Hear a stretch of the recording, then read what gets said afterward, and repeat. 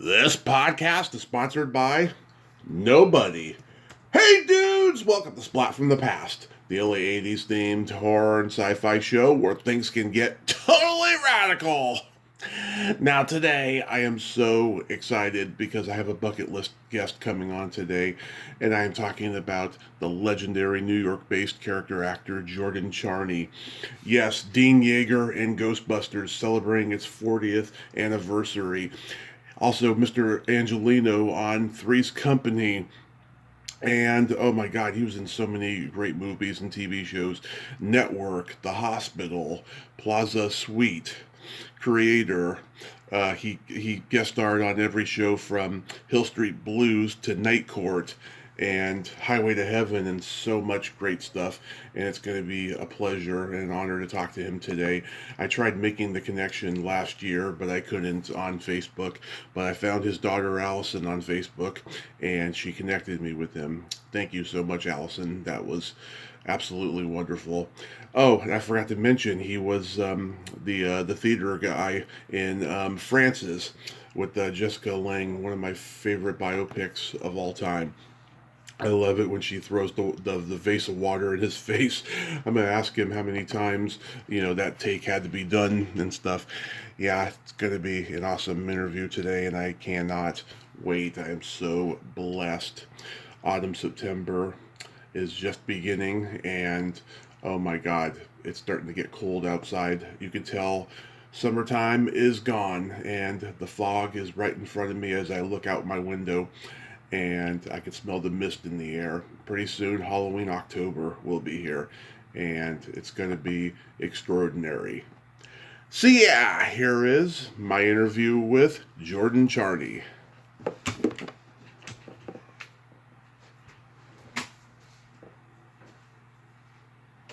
Hey Jordan, welcome to the show today, sir. How are you? Fine, thank you. How you doing?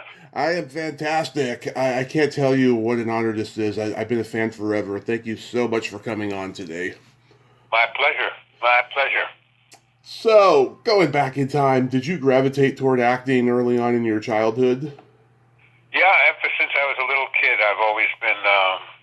That's all I can remember doing. Yeah, did you? I didn't know there was anything else. Yeah, did you get involved in school plays and community theater? I was in most of the plays in summer camp, in school. Always playing a part somewhere. Yeah, you're born and raised in New York? From Brooklyn, right? Yeah, so did your parents take you to Broadway plays when you were a kid? I saw not that many, but I remember seeing. My first play in Brooklyn, not on Broadway, but in Brooklyn at a theater downtown in Brooklyn. I remember that. You saw the plays and you were like, I want to do that. Well, yes, it never occurred to me to do anything else. And someone once said, that's such a tough job, tough world to go into. I said, well, someone has to do it. I don't know why it shouldn't be me. So. You never had a backup plan. You were just like, I'm going to go straight for it. Yep. Yeah, it's what I thought I should be doing, and so far so good. Yeah, I'd say. So after high school, you studied at the Lincoln Center Training Theater. Did you have any classmates we would know? Well, yes, actually. Faye Dunaway was in the group, and let's see who else was there. It's hard for me. I'm so old now to remember all the names, but it was a very good group, and I remember Faye stood out as one of the participants with me. Nice. Did you do any theater performances there that stand out to you? Well, the thing that I remember, my most fond memory of acting was a television show I did with a couple who were very famous in their day, called Alfred Lunt and Lynn Fontanne. Mm-hmm. They're so famous. There's a Broadway theater named after them called the Lunt Fontanne. Oh yeah. And I did a TV show with them, and that was thrilling for me. to be able to act with them. They were very kind and talented and very, very helpful. Nice. In 1966, you and your wife, Nancy Cooperstein, were in a play called Viet Rock. That was we produced it and we were in it. It was one of the first anti-war plays at the time. Yeah, that was a pretty bold play. I mean, did you get any backlash for it?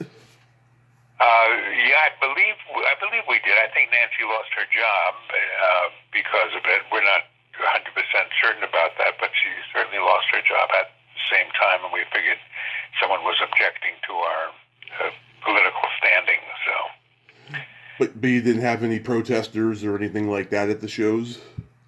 No, it wasn't. It wasn't anything that obvious. Just there was just no one seemed to think we should get involved with that, and we thought we should, and we did, and we were happy we did.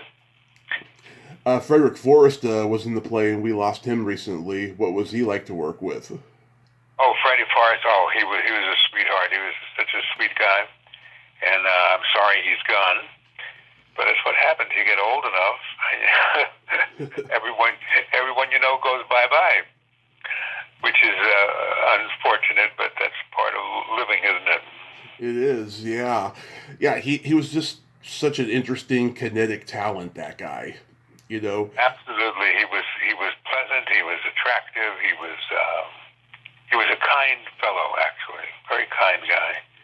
Freddie Forrest, absolutely. Yeah, he was like in his early 40s playing Lee Harvey Oswald at 25, you know, and he did it so well. Uh-huh. Yeah. So when you started acting on camera, you did a soap opera called Love of Life. And you've done many different soap operas like Another World, One Life to Live, General Hospital, etc. Actors have told me soap operas are the hardest acting job because you have to memorize up to 50 pages of dialogue a day and you can't stop or else you're out of there. Did you enjoy doing the soap operas or was it difficult? Oh, I loved doing them. I found them great fun. It was a wonderful challenge to be able to memorize all those words in such a short time, and to see how much could you remember for the shoot, because it was usually live and no chance for retakes or anything. So it was a challenge and therefore exciting. Awesome. So getting into movies and television credits, in 1971, you worked with Arthur Hiller on two films, Plaza Suite and The Hospital. Did you like working with him? Oh, he was wonderful. Yes, I was thrilled to be working with him. He was a wonderful director, and it was my first movies, so that part of it was very exciting. Yeah, in Plaza Suite, that starred Walter Matthau. Did you work with him? Yes, I worked with him. He was, again, you know, this is so many years ago. It's hard to remember the feelings, but I know he was wonderful to work with. He was very helpful and kind. The kindness of most of the big stars is what stands out, because everyone has gone through the trouble of getting there, and once you do, you want to make the most of it and be as helpful as you can. Yeah, it's exactly what I was going to say. People, you know, they struggle to get there, and you know, many of them, you know, they either get humble with it or they don't. Sadly, but how long have you been doing this? What you're doing? 7 years. Oh, do you enjoy it? I enjoy it every day. Mm-hmm. And you're in Chicago? California, Modesto. Oh, in California, Modesto. I remember that name. Yeah. Yeah, close to the Bay Area where I'm from. I really like The Hospital. It's a great black comedy of satire and, you know, institutions covering up their lies, which is still going on today. What was George C. Scott like to work with? He was great. He was great. I also worked with his son, Campbell Scott, on I forgot what I did with him. But everyone, there isn't anyone I can think of that I've worked with that hasn't been a joy. Mm-hmm. It's a joy. But George C. Scott... I don't know if it's a joy just because one's working and it's hard to get work, but I enjoy it so much. I enjoy acting. I enjoy acting with all these people, all the different personalities. Did the two Scott boys work the same way, or did they work differently? I don't really remember if there was a difference, but I know the thing that I remember was that how enjoyable it was to be acting with them. Because of their attitude and the seriousness of doing, always trying to do a good job, trying to make the words make sense, which is the task an actor has to do. Now, Paddy Chayefsky, he wrote The Hospital, and he wrote the next movie, Network, which is still one of the best movies of all time. Did you get to know Paddy Chayefsky? I did. It was it was probably one of my first movie jobs, and I was in awe of all of them. They were all so famous and important, and I didn't know how it was going to work. But by the second day that I was there, they were friendly. They came over. I remember I was sick or something. I had a headache or something. And they said, "Hey, come on, why don't you lay down in my office and take it easy, and we'll take good care of you." And they did. So it was great fun. Yes. Your classmate, Faye Dunaway, of course, was in that work. William Holden, at this point, he's a legend and a star. Absolutely. In his career. Yeah. He notoriously said that he disliked acting. He only did it for the money. Did he take the work seriously? Well, I think he took it very seriously. I think he was a very good actor, and no matter what he said about it, I think he took it very seriously. And Peter Finch, of course, that posthumous Oscar he got, that was well deserved. Absolutely, he was a wonderful fellow. I remember we were shooting something, and he said he whispered to me. He said, "Jordan, just hold my hand." Just hold my hand during the scene. And I said, okay. So I held his hand, and then I said, "Why did you want me to hold your hand?" He said, "Because now they can't cut you out of the shot." Yeah. Not because you're holding my hand. I said, "Oh, that's great. Thank you."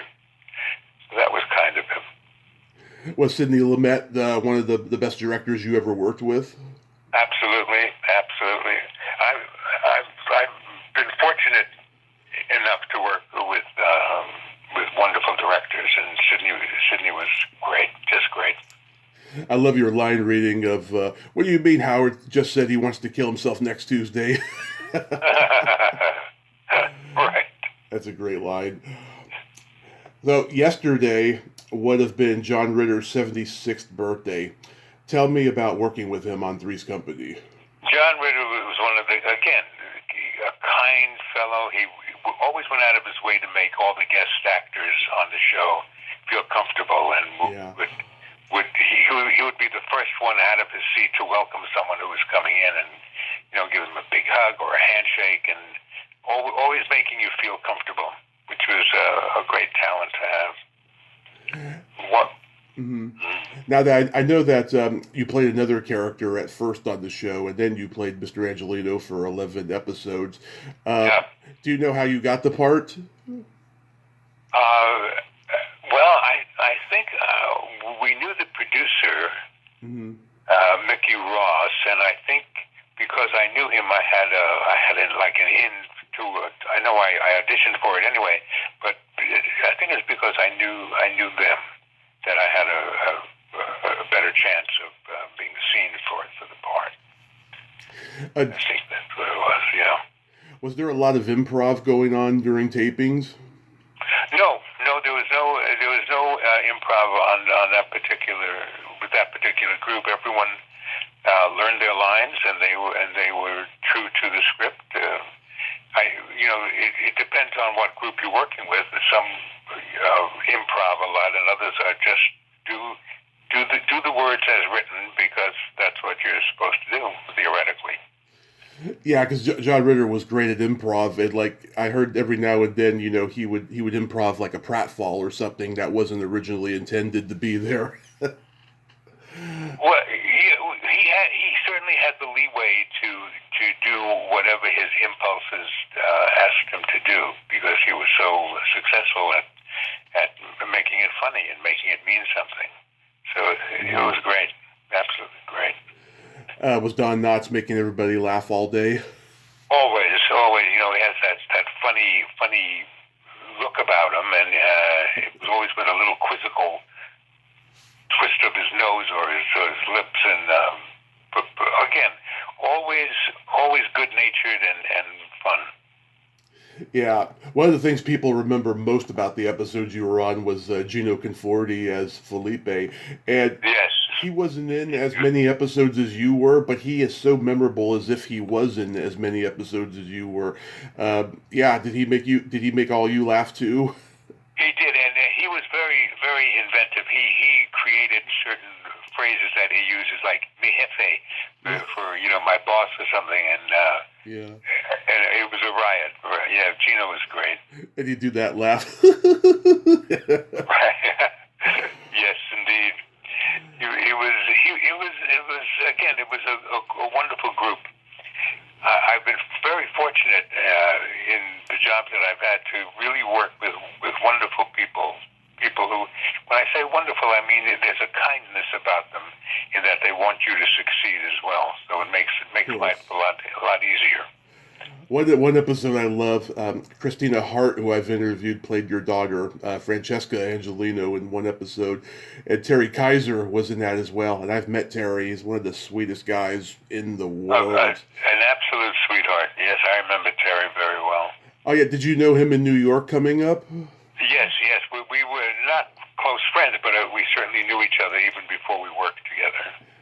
Yeah, he's one of those nice guys that's so good at playing scoundrels, Right. Yeah, dirty, rotten scoundrels, absolutely. You even did an episode of The Ropers with Norman Fell and Audra Lindley. What was that set like?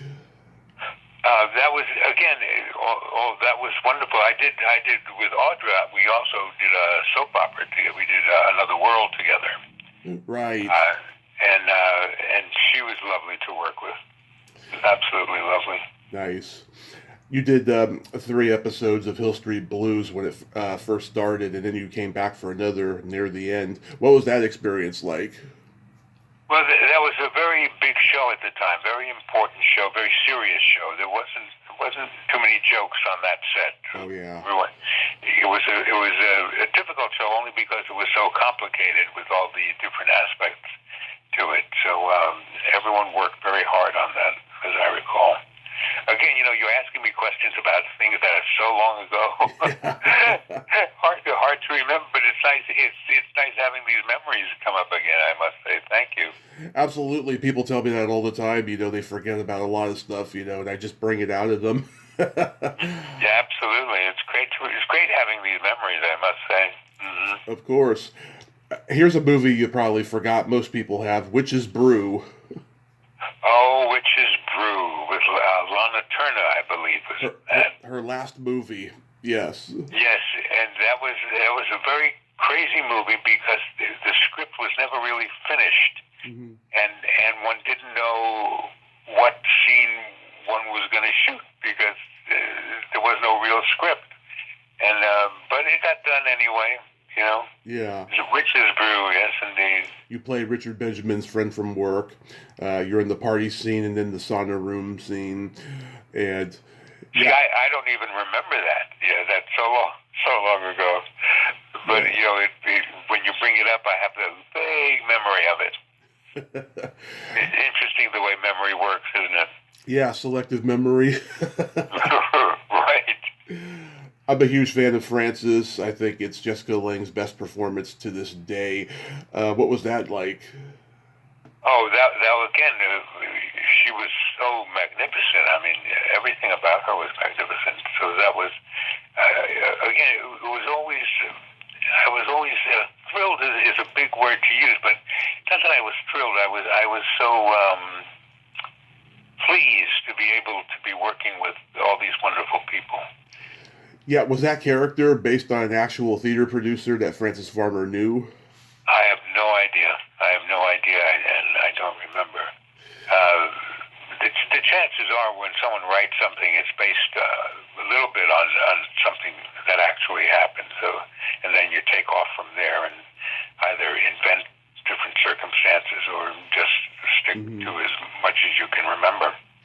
How many times did she have to throw water in your face?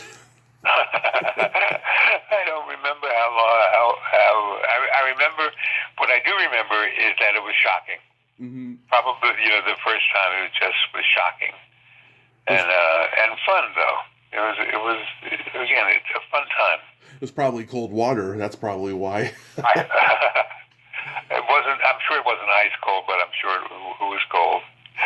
Yeah, I love that scene. Shocking. Mm-hmm. I love that scene. Graham Clifford, he should have had a better career than he did in America. He's a very talented director. Yes, indeed. Can you believe it's been 40 years since Ghostbusters? Hard to believe. Hard to believe. Every Halloween, some Ghostbuster fans come dressed up and they stand outside the building where I live, and they ask the doorman to please, ask Dean Yeager to come down, and I get down to say hello to them, and that's great fun too. Yeah, like when you got the part of Dean Yeager, I can imagine like Ivan Reitman probably remembered you from Network or something, and he knew that you were a New York actor and stuff. But when you like saw the script, it was probably just another part. But then it must have surprised you when it changed the culture. Oh, absolutely, and it was shot in New York, and I'm from New York, but at the time I was living in California, so I had to fly to New York to do that scene and then go back home then, which was California. So it was an epic job. Yeah. Oh my God, that sly smirk when you turn around, it says who that guy is. It says, "I've got them right where I want them. I'm getting rid of them." Yeah. Yeah. Did Bill Murray have everyone cracking up on set? Not that I remember. I think he's a very, very serious worker. So I think he was more focused on getting the scene and keeping the scene correct. Then it wasn't like there wasn't any fooling around. It was serious work. Yeah, they had a part that comedy is very serious, you see. Yes, it is. They had a part that was cut where after you tell them that they have no place in this apartment or this university, Bill Murray says, "I have to laugh. They did this to Galileo," and you say, "It could have been worse, Dr. Venkman. They took the astronomer Phineas and they staked his head to the town gate." I don't even remember the line, but yes, indeed, funny. They should have kept that in. That was pretty funny. The line that I keep remembering when I think about doing that scene with Bill was, "You're a poor scientist, Venkman." No, I just love how you commit to that passion of how much you hate him. It's so brilliant. Have they asked you to return for any of the newer sequels? No, I wish they would. I hope they'd hear this broadcast and say, "Hey, let's get the Dean back. Let's bring back Dean Yeager." Sort of whole movement. Yeah, because they brought back William Atherton and John Rothman in the most recent one. I'm sure you'll be back for the third. That would be nice. I would love to do it. That would be hilarious. Yeah, to have a callback to the original of one of those great lines. That would be perfect. Another movie I love, I watched it again recently and I couldn't find you. You may have been cut out of it, was Creator. I think I was cut out of it, actually. I remember the title, so I know at least I showed up at the beginning of it, but I don't remember what I did on it. But I do remember that title. You played Dr. Whitaker, and of course it had Peter O'Toole and David Ogden Stiers and Vincent Spano, and it was shot up in Santa Cruz, which is close to where I'm from, and Ivan Passer directed it. See, I don't remember any of those names. It's so nice to hear them again, though. Thank you. Any good memories of working with Michael Landon on Highway to Heaven? No, I have no memory of that. Actually, I know I did it, but I don't have a memory of the event at all. Yeah, people tell me Michael Landon was a great guy. He was really that guy on that series. He was like everyone's spiritual advisor. He gave great advice. He helped people, all that stuff. I'm sure that's true. I don't have a specific memory of any of that, but I'm sure that's true. It sounds right. Yeah, my friend Laura Park Lincoln, she was the teenage girl that you reprimand in the episode. She's a dear friend. I had her back on the podcast again recently, and she was one of those people who told me great things about him. Mm-hmm. Do you ever guest starring on Night Court? Night Court was fun. I remember, yes, Night Court. And again, it's so fascinating since I'm so old and I've really done so many shows that I don't remember them up front. But when you mention a name or something, all these images come rushing back to me. And it's great. It's great fun to remember these. Thank you so much. Yeah, you play a Scrooge-like character of a toy factory, and Richard Mole, he gets the wrong toys in that episode. I remember it very well. Let's see. Do you remember doing Baja, Oklahoma? Oh, Baja! I remember that name, Baja, Oklahoma. Yes, indeed, I remember the name. I know I did it. I don't remember what I did on it. But, yeah, I think that was another one you got cut from. No. I wasn't cut from it. I'm in there somewhere, but it wasn't a very big part to begin with, and maybe it got smaller as the shooting went on. But I know I was in it because I have a memory of it, but not specifically of what it was or what I did in it or what I said. I have a great memory of watching it when it first premiered on HBO with my mom and my grandmother. They love country music. And that's great. And I've watched it on YouTube since, including the other night. I was looking for you, and I was like, God, was he cut? You're probably right. If you say I was probably cut, then I probably was. I think you remember all these things. It's wonderful. Yes. Another guest of mine you've worked with a lot is Michael Pressman on Those Eyes, Those Lips, and Final Jeopardy. You got any good stories about Michael? Well, I also worked with Michael's father. His father was a director named David Pressman, and I worked with him on Another World. And Michael's a wonderful director, and we're hoping to work together again soon. That might be wonderful. I love it. Yeah, he's a great guy, and he's done some great work. So what do you got going on these days? Well, these days, not much. I'm trying to do some writing. I'm trying to write about the shroud of Jesus, actually, and a mystery of people trying to steal the shroud and who really owns it, and utilizing the Templar Knights and stuff like that. But it's such a deep and heavy subject that as I try working on it, I lose my concentration and it's hard to get back to it. But I keep trying. So you're trying to become a novelist? Absolutely. Wow. Have you ever thought about? And maybe if the book ever gets published, you'll have me on again and we can discuss the novel. Of course. So, have you ever thought about writing a memoir? Actually, no. I don't think memoirs is something I would be interested in doing. First of all, it's too many things to remember, and I know I forget so much. So I just have whatever memories I have, and I enjoy them, for myself. And is this right? You teach acting? I did. I taught acting in California. I taught acting in New York, and taught acting in Boston. And I created improvisational comedy groups with all of them, with all the groups, with all the different actors that I had, and I enjoyed that very much. Because you had the Actors Alley Theater. Say it again. The Alley Actors Theater, or the Actors Alley. Yes, Actors Alley. That was in California. We had a theater group, and that was also great fun and very difficult, but very worthwhile. We did a wonderful production of Richard III, which is one of the great plays Mr. Shakespeare wrote, and we did a very commendable job on that thing, as I remember. That was great fun. Is the company still in existence? No, not that I'm aware of.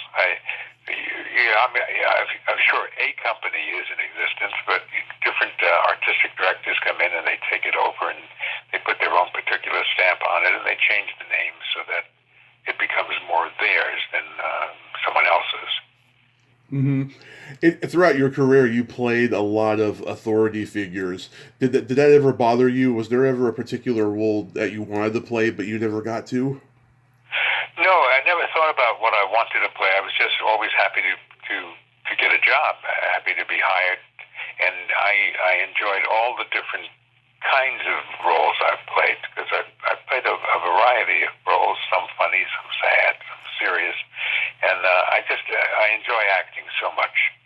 It's fun trying to figure out what someone means when they say what they say, and that's the role of an actor, is to figure out, well, why am I saying what I'm saying? What is it that I want?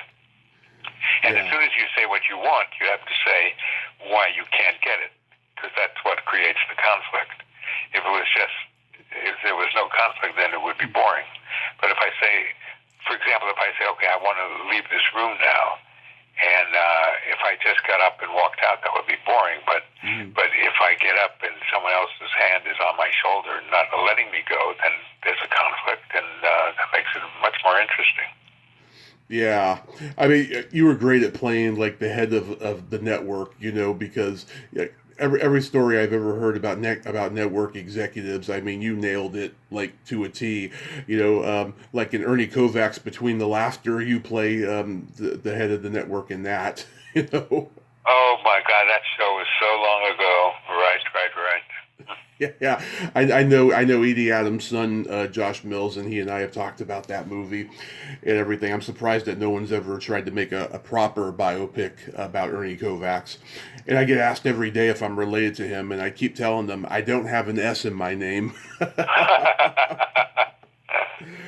Jordan, thank you so much. This has been a tremendous honor, and I think especially... Well, I thank you. I thank you very much, and I've enjoyed remembering all these things. It's been great fun, so thank you so much. Yes, and a special thanks to your daughter Allison for connecting us. You have yourself a great rest of your day, and be safe out there, sir. And you as well, and thank you, and thanks whoever's listening. Thanks for listening. Thank you, sir. Bye-bye. Bye-bye now. Well, there you have it. Jordan Charney. Ain't he a cool dude? Oh, what a nice man, huh? I mean, there's stuff he didn't remember, but he had some stuff to remember in there that was so awesome. And I'm so glad that we got to talk today. And again, special shout out to Allison for connecting us. That was just fantastic.